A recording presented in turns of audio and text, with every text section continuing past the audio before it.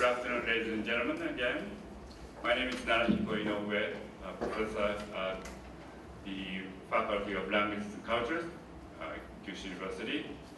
We have a third event in this Japan-U.S. exchange debate 2013 at Kyushu University. Just an hour ago, we had a great talk by Dr. Todd about environmental rhetoric. And in the morning, we had debate in Global 30, G30 debating class. Students were joined by Tim and Shannon, now debating another round. This whole Japan-U.S. exchange debate is organized by Japan Debate Association and the American counterpart, National Communication Association, Committee on International Discussion Debate. And it has a long history dating back to 1960s or 70s. We have usually every other year we send Japanese team to the US and we welcome the American team here. But this time, last year we had an American team, and again we have an honor to have another American team here.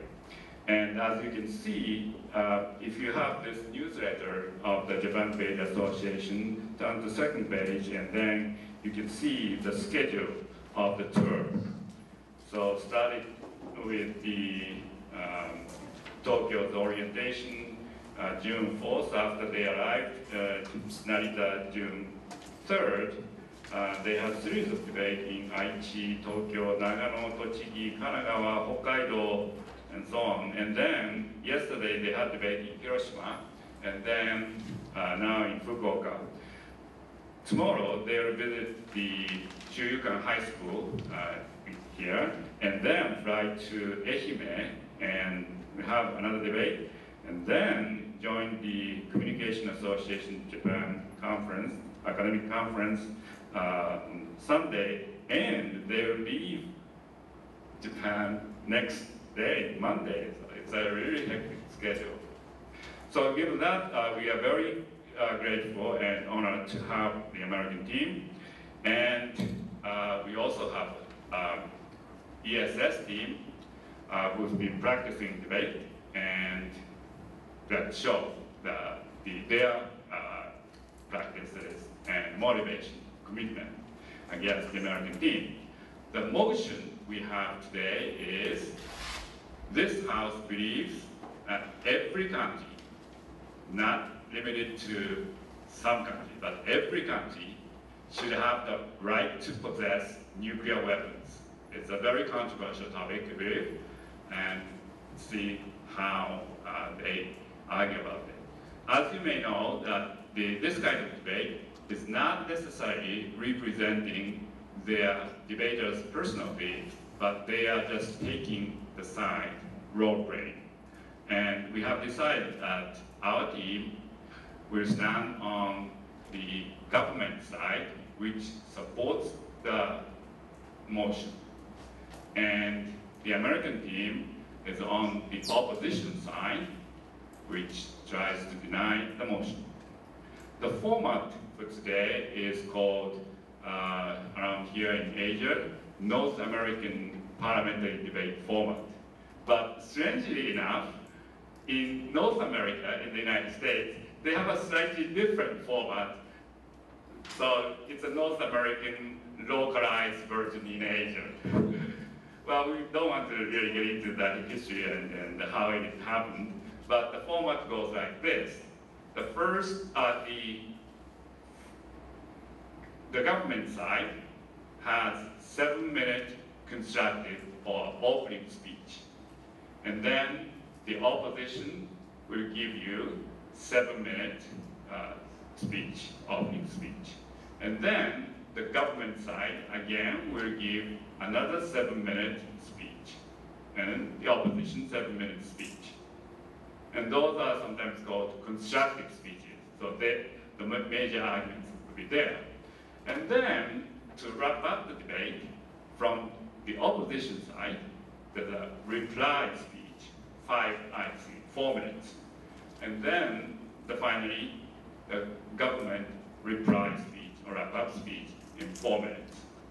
And what's in particular about this format is each constructive speech, 7-minute speech from each speaker, has point of information, POI, point of information from the opposition.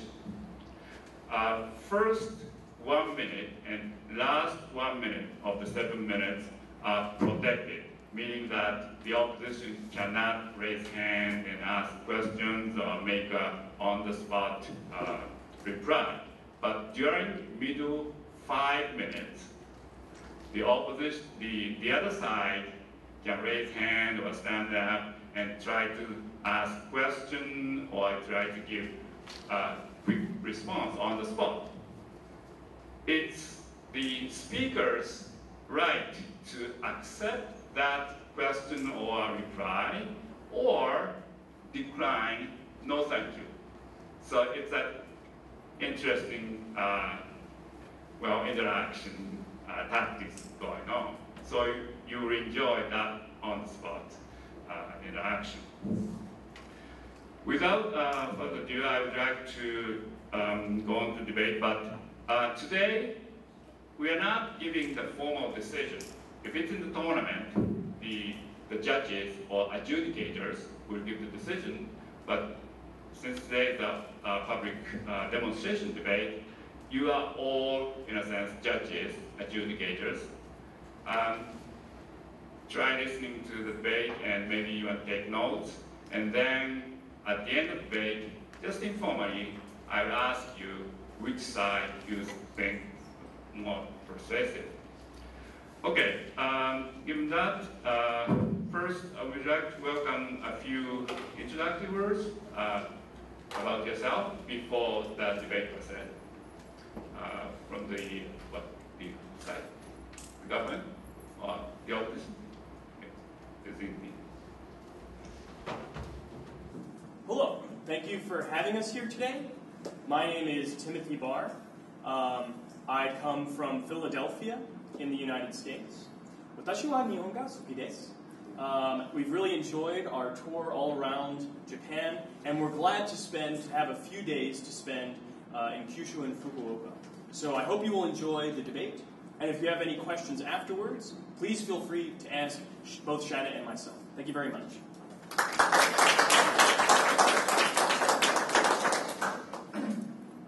Well, hi everybody. My name is Shanna. I'm very glad to be here all the way from Texas. I'm really excited to be debating this topic with some great debaters from Kyushu. Fantastic. We've had a wonderful trip so far, and I know that this is just going to give me so many great memories. So thanks for coming and participating. And really, no, come talk to us. I like to talk. That's why they sent me here, was to talk. So make sure you come and talk to us afterwards. Thanks.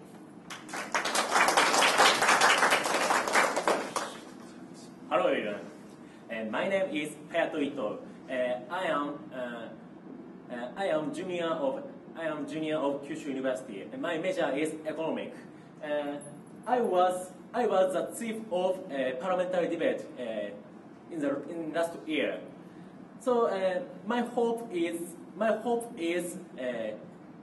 you have some interest in debate, and lots of people come to our practice. Thank you.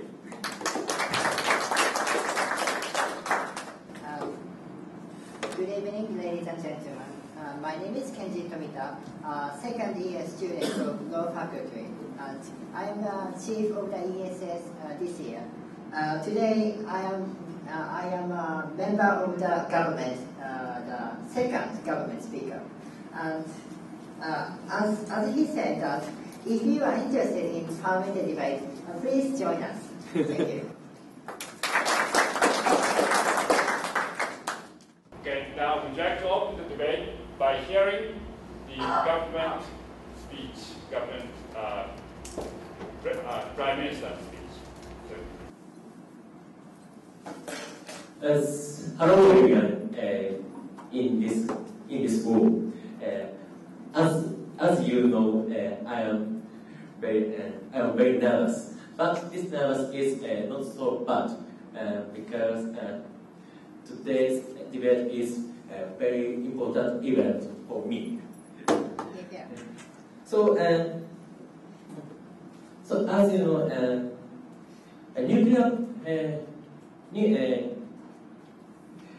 nuclear weapons have strong powers. So all people in the world fear it. As I believe, nuclear weapons have a strong deterrence power, and it can stop a lot of war, and it can make a negotiation power for lots of countries. So we support this motion. I will explain our definition. Today's definition is this house would ban LPT. LPT is a word rule, maybe as you know. This is our definition. First, I will explain the character of nuclear weapons. As you know, nuclear weapons have so serious power, as you know. For example, it can block a seriously wide area, and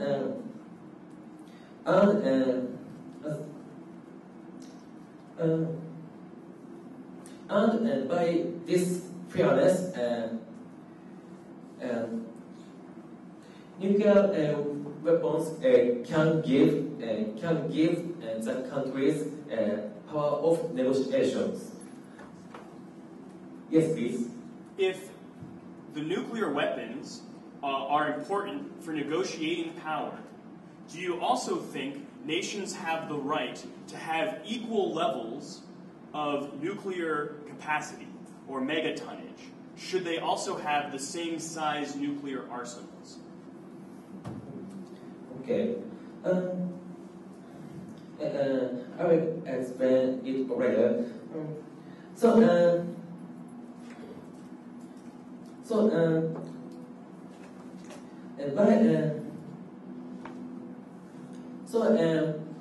Because of this fairness, all countries want to escape from war, because if the war will happen, nuclear weapons will be damaged to their own countries.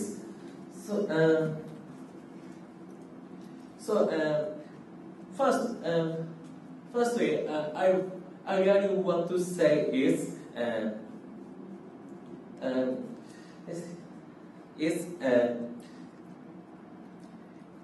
this fairness can stop the war, and the having the nuclear weapons don't means using nuclear weapons. So nuclear weapons. Yes, please. Do you think that it is good for oppressive governments like North Korea to have negotiating power with other countries in the world?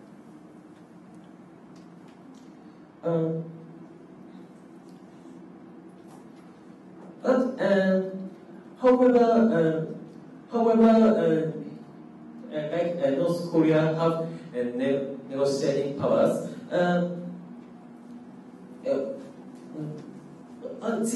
The other country also have strong negotiating powers. So these crazy countries cannot do as they want, as I believe. So our next point is negotiating powers. As you know, this world is controlled by the countries. Only a few countries which have nuclear weapons.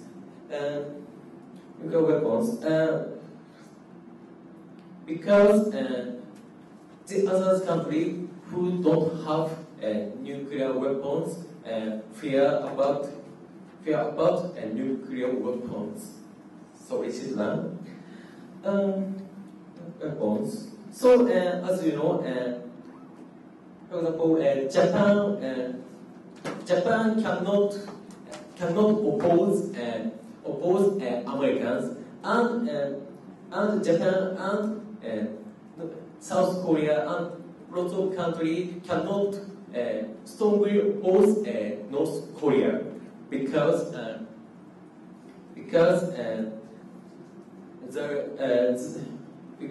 we worry nuclear weapons. Okay. But after the adoption, all countries can have same powers, and it means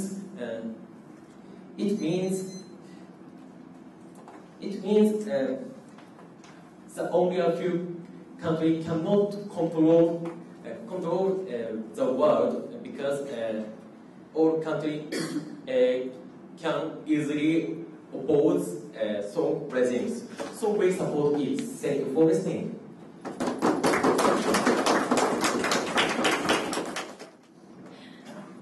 Ladies and gentlemen, we're at a fundamental crossroads. Do we supply and support awful countries that have horrible human rights violations with weapons of horrible destruction for the sole purpose of negotiation? Or do we try to do everything we can to prohibit that from happening, to protect people's lives? We on the side of the opposition believe in the latter, that these kinds of weapons are very dangerous, especially in certain countries' hands, and we should not allow for that kind of weapons to be spread. What I'm going to do for you today is, first, I'm going to respond to some of their argumentation you just heard. Then I'm going to present to you 3 compelling reasons on why you should not adopt the proposal. I'm going to talk to you about accidental launching of weapons. I'm going to talk to you about non-state actors getting control of these weapons. And then I'm going to talk to you about how these weapons damage the environment. So first, let's respond to the arguments that we just heard. Basically, we hear 2 things. First, that having these weapons are power of negotiation, and it's critical for countries to have these types of weapons to be equitable in negotiation techniques. Well, we have 2 responses to this. First, we don't think that weapons are the only way we negotiate, right? He gives the example of Japan and the United States.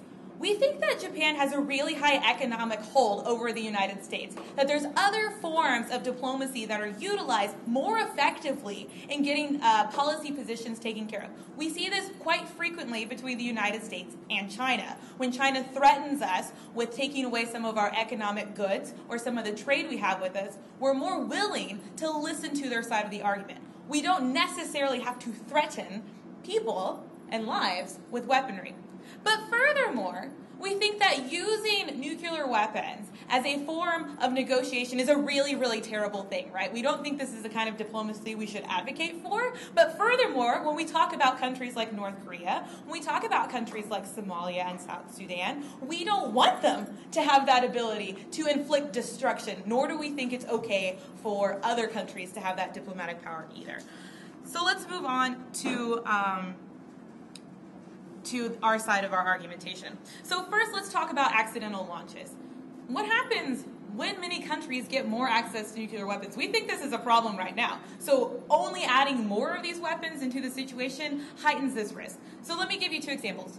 First, let's talk about the United States. The United States is really terrible at controlling their weapons, right? There's really horrible examples of the United States Air Force loading live artillery, live nuclear weapons on trucks when they thought they were fake, right? That's a really terrible thing. That's one idea of mismanagement and risk of accidental launch. But second, let's look to Russia, where over the course of 5 years, I believe it is, they've lost 3 people that had access to codes and security clearances that just disappeared. They just fled Russia, and the Russian government had no idea where they was. So there's 3 people that have all the critical information to nuclear weapons that have just fled the country, right? We think all these things are really problematic because they lead to the heightened activity that something will accidentally happen, that there will be an error. Because we've seen this already happening in the status quo, we think that by adding more weapons to it only increases that risk, and that's something we cannot have because, like they said, they have a huge amount of power to destroy many, many cities and many lives.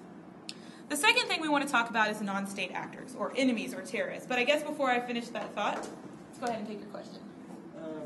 Also, I believe nuclear weapons don't be used because once we shot nuclear weapons, we have counterattack. Sure, even if they don't use them, right? Even if countries do not use them, the maintenance and making sure that they're stable and okay is what risks the accidental launch, right? People tampering, people maintaining is what risks the problem. Just the act of having them increases the likelihood that they'll launch. But let's move on to this non-state actors. Right now, the International Atomic Energy Association, which is what regulates nuclear power sources and weapons all over the globe, is very overstretched. They don't have enough employees, they don't have enough resources, and they don't have enough personnel. Adding more weapons into this mix means the regulatory agency that helps control security on this, that are neutral parties, goes away, which heightens the availability for non-state actors, terrorists, enemies, whatever you want to call them, to have access to this. Let me give you a really good example. Pakistan, which is a fairly volatile country, but Pakistan has a pretty good military. 2 years ago, enemy combatants infiltrated military bases and held their position there, not for 1 minute, not for 5 minutes, but for hours, 1 moment. For hours, enough to broadcast videos about how they had infiltrated Pakistan and got small arms from them. This only increases when we add nuclear weapons to it and the ability for them to have access to those weapons. Yes, sir. You mentioned about non-state actors, like such as terrorists, sure. But these kind of terrorists tend to be supported by oppressive countries like Saudi Arabia or Pakistan. Do you think? How do you think? I think in a world where you advocate that every country has the right to possess these weapons, that it's a problem. But even if a country that perhaps isn't oppressive is bordered by an oppressive regime, like South Korea is bordered by North Korea, that risk still increases, right? So you can't just view countries as in isolated areas. They have surrounding partners that are very detrimental. So the next thing we want to look at is how it harms the environment. So even if they don't launch accidentally, and even if non-state actors don't get control of them, you still have to build the weapons, right, to have the deterrence effect. So you have to mine uranium. For every piece of nuclear weaponry you have, you need 9,800 tons of radioactive rock, which creates environmental damage and radioactive dust that settles into your water sources, which then turns into the water you drink, right? These are irreversible environmental damages that can never go away. Once the water table is polluted, and once radioactive waste seeps into the ground just from purely mining it, never mind the offsets of creating it, there is an environmental harm that hurts every single person in that area. And that's something that is unavoidable as a byproduct of having nuclear weapons. So let's recap. First, I tell you about how this kind of diplomacy they advocate for is bad, but furthermore, how it shouldn't be in the hands of oppressive actors. Then I give you 3 reasons on why, even if they're right, there's negative detriments that happen. I tell you about accidental launches and how there's mismanagement already, how non-state actors can get control of them, and how it harms the environment. For all of these reasons, I beg you to oppose. Thank you.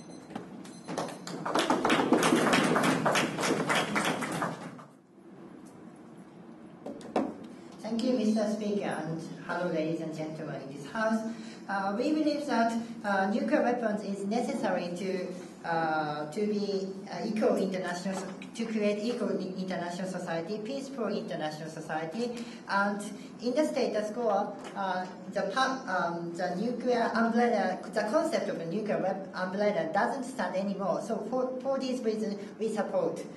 Okay, firstly, let me refute what the previous speaker has said. She said that the having nuclear weapons is not mean that the negotiations of power, but we don't think so. We strongly believe that whether having nuclear weapons or not is directly linked to the country's voice power.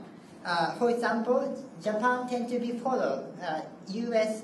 foreign policies, but U.S. government doesn't follow Japanese foreign policy. This is the evidence for this is the evidence of the voice power. The secondly, she mentioned about accident, but accident it is very dangerous. She said that, but we think that it is not unique to the nuclear weapons. It can be not only nuclear weapons, but also nuclear power plants can be dangerous. So it is not the. We think that it is nothing to do with this motion.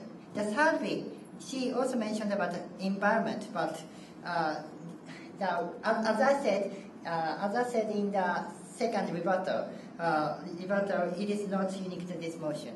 Okay, let me move on our new argument. Our third argument is the concept of nuclear umbrella doesn't stand anymore in the status quo. We have two sub-points. The sub-point one is that each country prioritizes their own national interests, and second point is Pax Verso Americana. That it means that United States and Soviet Union create world peace doesn't stand anymore. Okay, let me explain one by one. Okay. Before you move on, which country would you say has more power in global negotiations? Pakistan or South Africa? I think Pakistan, because it has nuclear weapons. Okay. Okay, let me explain one by one. The first way, we believe that each country prioritizes their own national interest, not other countries' national interest. Japan have their own national interest. United States have their own national interest. Russia have their own national interest. China have their own national interest. Each country have their own national interest. But suppose that if Russia invades Japan, and Japan don't have the nuclear weapons, Japan cannot counterattack Moscow. So, sit down please. Can U.S. government counterattack the Moscow with nuclear weapons instead of Japan? Maybe no, because if U.S. government attack Moscow, maybe Russia will attack New York. So each nation cannot sacrifice their own national interest for protecting other countries. So if Japan doesn't have the nuclear weapons,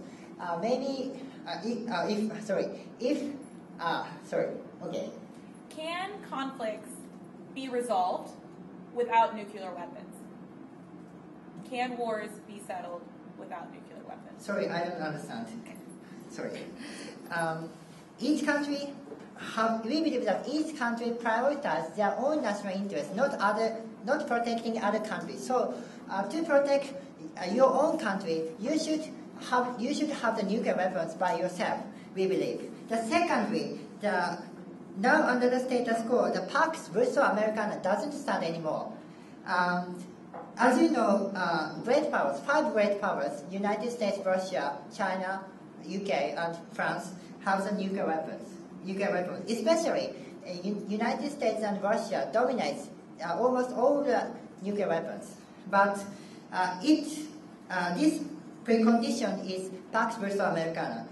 It means that America and Russia create world peace. But we believe that it doesn't stand anymore. In the past, at the beginning of the Cold War era, United States and Soviet were very strong country, and if the problems happen, they could hold them down. And United States can protect Western countries. Soviet can protect. United States could protect Western countries, and Soviet could protect Eastern countries. But since 1980s, the concept doesn't stand anymore because other countries, for example, China, India, become stronger and stronger, and there are more civil wars all over the world. There are many terrorism, especially Wahhabi terrorism, Islamic fundamentalist terrorists. There are many terrorist attacks. So in the chaotic world, in the status quo, U.S. government and Russia cannot hold them down and create world peace. Why would every country having the right to a nuclear weapon prevent terrorism? If we have nuclear weapons, we can counterattack the terrorist-sponsored country. It can create a deterrent power. And we strongly believe that U.S. and Russia can no longer to hold terrorists or Silk Road or new countries such as China and India down. So we can't be too dependent on United States or Russia to protect yourself. So we believe that even America or Russia cannot protect themselves from Silk Road or terrorism, as you know. So we believe that you should have the nuclear weapon to protect yourself, your country by yourself, not too dependent on United States or Russia. So for these reasons, we are proud to propose to every country should have the right to possess nuclear weapons. Thank you very much. Thank you very much. So you've heard the government tell you two things about nuclear weapons. They protect states because it allows states to negotiate with other powerful states that control the world. And it also prevents terror attacks. So in a POI, I asked them if they thought Pakistan or South Africa had greater negotiating power. They said Pakistan because it has nuclear weapons. Since 2008, the Pakistani government has been unable to stop the United States government from infringing on its territory with drone attacks, despite the fact that they have nuclear weapons. South Africa voluntarily disarmed their nuclear arsenal. They have been an important player in international negotiations, mostly because of the economy. Their understanding of nuclear deterrence does not apply to the real world. And then, what do we have to say about terrorist deterrence? Let me tell you about terrorism in our world. Pakistan has seen more terror attacks since the year 2000 than any other country in the world. Britain, which has nuclear arms, was subject to the July 7th subway attacks. And I need not remind you of September 11th. Now, imagine the horrible absurdity of using nuclear weapons on terrorists that have invaded one's own country, or anywhere in the world. This is not to use nuclear weapons to attack terror, one moment, is essentially saying we should bomb the entire world, because we know that terror and terrorists exist everywhere. Yes, please. As I said before, in the past, U.S. and Soviet Union were very strong, but in the status quo, U.S. and Russia are not strong anymore, and they can't create world peace. That is why there are many terrorist attacks in the world. Okay, if that's true, it has nothing to do with nuclear arms, because the United States and Russia still have what we call overkill capacity. The estimations of the nuclear arsenal are well above 5,000, according to our Secretary of State, Hillary Clinton. So now I want to talk to you about rights, because I think we all agree at this point it is a terrible idea to give every nation in the world a nuclear arm. But this debate is about rights. And I want to talk about sovereign rights, because typically we talk about governments having responsibilities to their people. And only in rare circumstances do states themselves have rights. So I want to talk to you about how this violates the rights of citizens that when states have nuclear arms, and also how it violates the international framework in which sovereign rights make sense. So first, the right to overthrow tyranny, which was articulated by John Stuart Mill in his treatises on government. It is a widely accepted principle of democracy that if one has a government which tyrannizes you, you have the right to revolt. You have the right to revolution. At the point that we say that all governments have the right to nuclear arms, we have ignored one of the fundamental principles of democracy, because it is near impossible, and it has never yet occurred, that a government is overthrown that has nuclear arms. They may say Pakistan is an exception, but the reality of Pakistan is that despite a change in the civilian government, we all know that the military was really held power since they have acquired nuclear weapons. So we think that in order to ensure the right to overthrow tyranny, we should not agree with the government. Secondly, we do give states rights to self-defense, but actually nuclear arms violate the right to self-defense for a few reasons. One is that we say that you have the right to self-defense only when attacked. And the right to nuclear arms, they haven't really articulated for us exactly what this would look like.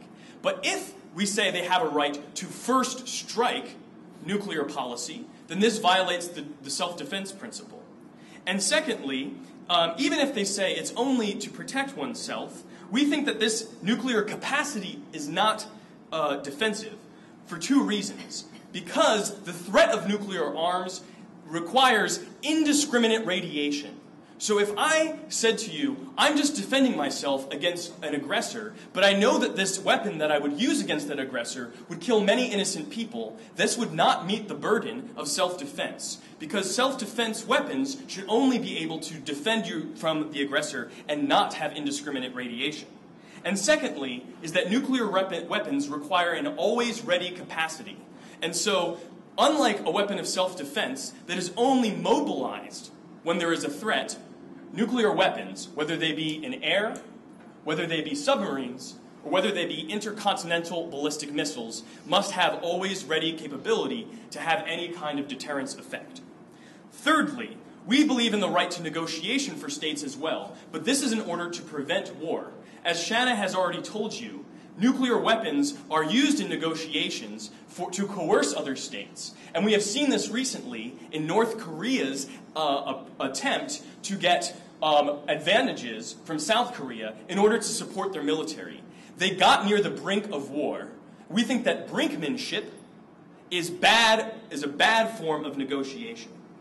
And finally, I want to talk to you about the rights of indigenous peoples. These are peoples that often do not have state protection. And it is widely known that nuclear tests are used on islands in the Pacific and in other places that cause radiation and death and disease to indigenous peoples.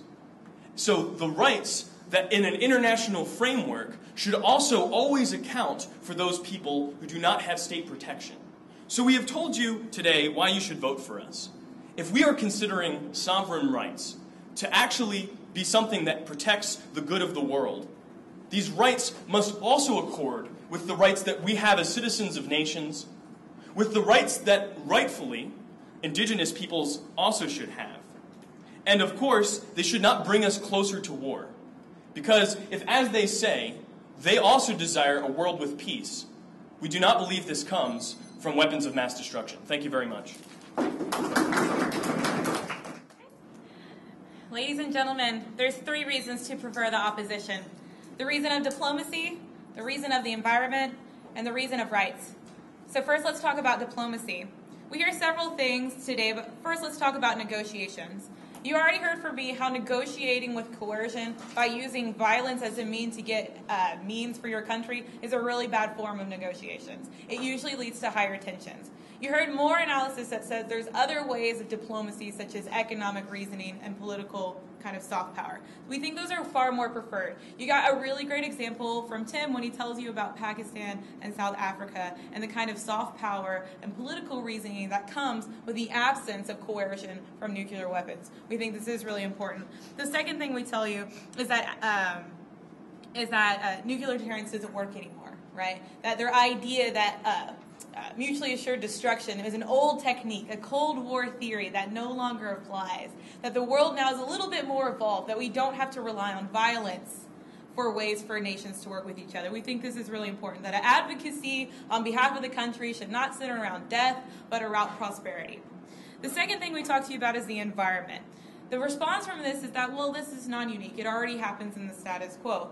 But our point is that if they're successful in their plan, the amount of nuclear power plants that will take to create the weapons they need for their deterrence world to work will destroy the environment beyond repair. Once water tables are destroyed, they can never be returned. And it's a precious resource that we all need to live. We think that's important as well.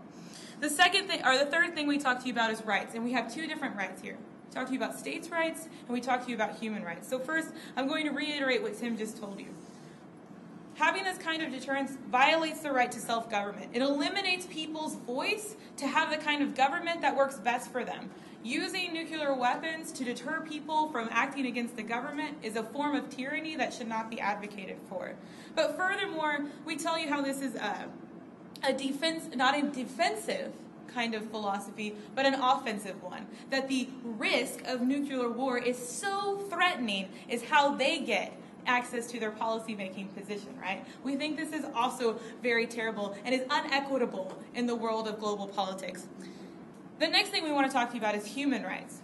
There's three parts to this. First, we tell you about the risk of having non-state actors in accidental launches having some sort of problem and using a weapon. Right? That causes damage beyond repair. It risks so many lives that it's almost incomprehensible to understand the risk that it comes to human capital. But furthermore, we tell you that just to test these weapons, just to make sure they're effective, costs the lives of indigenous people. You can look to 3 Mile Island and the Bikini Atoll in Micronesia. Those are really good examples of how people's lives were horribly damaged through cancer, radiation exposure, mental deformities, and even death because of the sheer idea that we need to figure out if these weapons are important.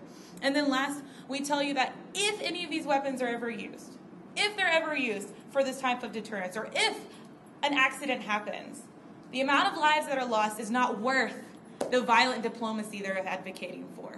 So when you take a step back and you look at what both sides are offering you, you have one world that claims more deterrence will happen, more diplomacy will happen, more negotiations will happen due to the coercive effects of these weapons. We tell you that that's a terrible form of diplomacy. It only increases tensions between countries. It has a horrible risk to human life, both in states with democracy and states without. We think these kinds of risks only increase when you add more weapons to it, and when you add the idea that it's necessary for your state to be effective is when aggression increases. So because we value life, because we value diplomacy, and because we value the environment, we urge you to oppose. Thank you. Hello everyone again. Unfortunately, I am last speaker. First, I will repeat the member position explained. Member position explained about the terrorism. But please imagine, however, outside terrorism is very relevant because whether we have nuclear weapons or not, terrorism will be happen. So outside this is nearly relevant. And next point, Professor Side explained about the example of Pakistan. But Pakistan can stop the war to the India. As you know, India and Pakistan had the war for the long time. But these two countries after two countries have the nuclear weapons, this world is very, very weak. And next point is about the example of North Korea. So outside also think this is problematic. This is problematic about these countries have strong power, but outside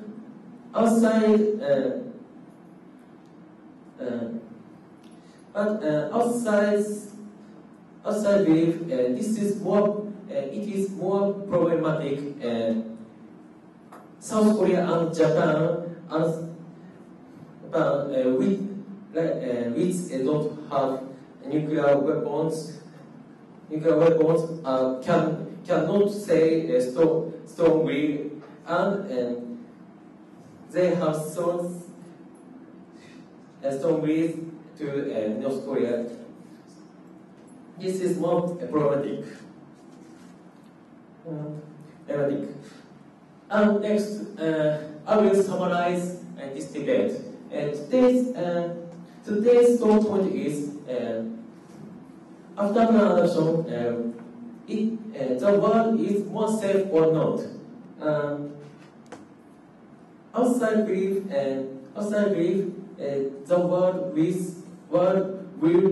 will be more safe because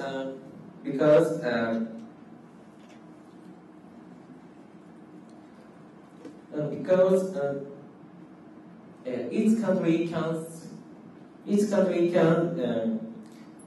can negotiate power and sometimes negotiate power. So by this power,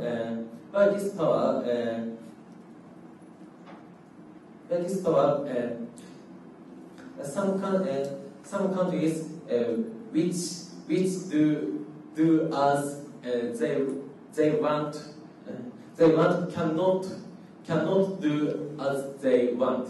So as they want, and by nuclear weapons, the world will stop, and the world will stop outside belief. So this point, outside belief, this motion. Thank you for listening. Thank you very much for speeches. I'd like to congratulate.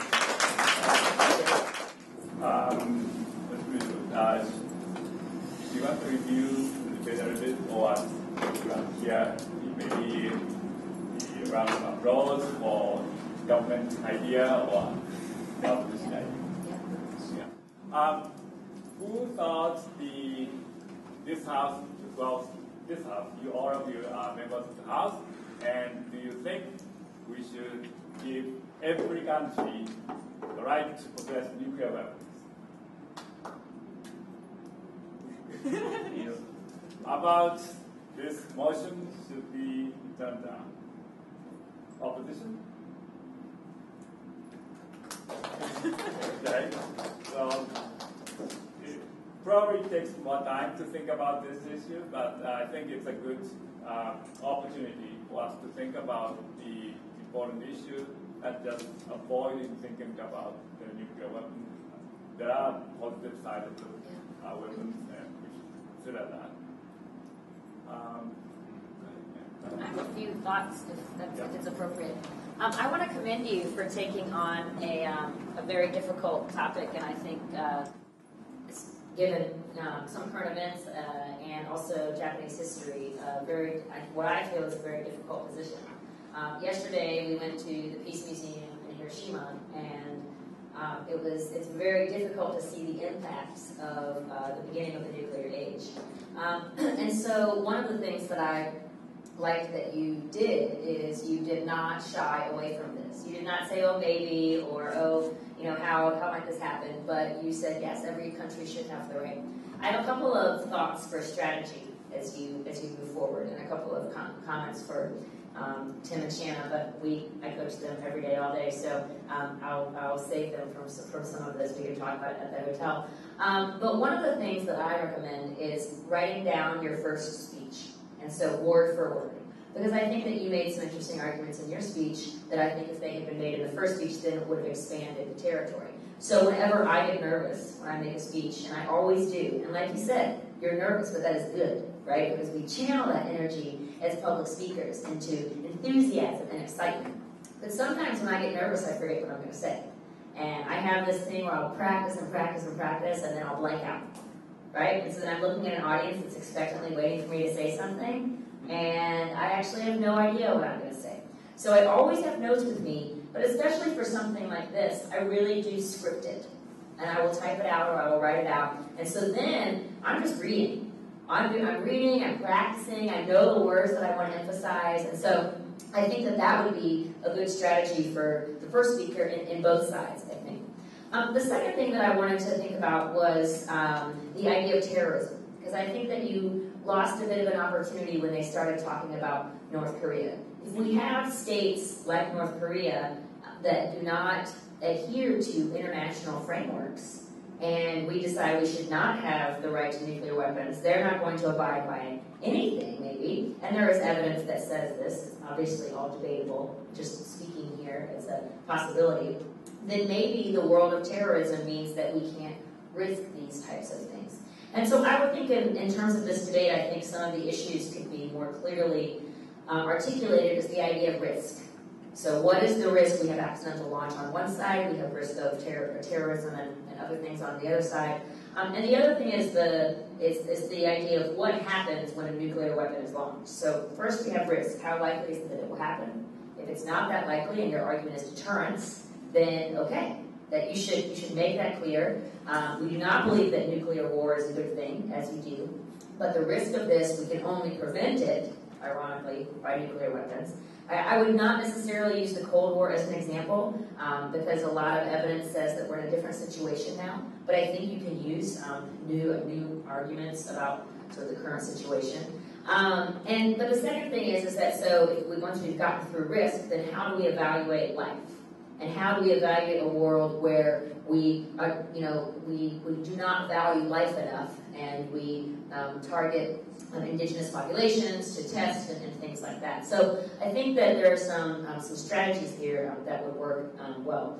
And I'll just finish with something that I mentioned earlier today, and that is that in this debate round, I would have liked to have seen a little bit more on both sides, the weighing. So at the end of your speech, you begin to weigh, and there's some weighing that happens in both speeches here toward the end. But I think that as an audience, what you need to hear is how we should vote. What are the voting issues? How in your mind can we do can we make sense of these issues? And so as debaters, their job is to tell you this. What values are most important? How are we to assess the risk of an accidental launch versus the certainty of something else, human life or something like that? And so as judges, it's important for you to create an understanding of the issues so that you would be able to articulate the way that you voted. So you normally don't get to just clap for the side that you like. If you're at a tournament, you have to actually tell the debaters how you voted and why. And so it's important for you to think about a reason for decision. And so I encourage you all to think about, because this is a very important issue, especially with 311, especially with the risk of the testing that continues to go on. And in my mind are the letters from the mayors of Hiroshima who have been writing in response to every nuclear test. And I think that that it's important for not only Japan but for the world to think about this. Articulating a reason on your own in light of this debate and in light of what you read is an important part of you engaging in public debates like this. So I want to commend the choice of this topic so that we can talk about these issues and not sweep them under the rug and not think about other things. And I also want to commend both sides, and particularly you, for taking on a challenging, potentially unpopular position and really taking it forcefully. We did not survey the audience beforehand, so we don't know. We don't. So you can think about this. But let's give you another round of applause for this.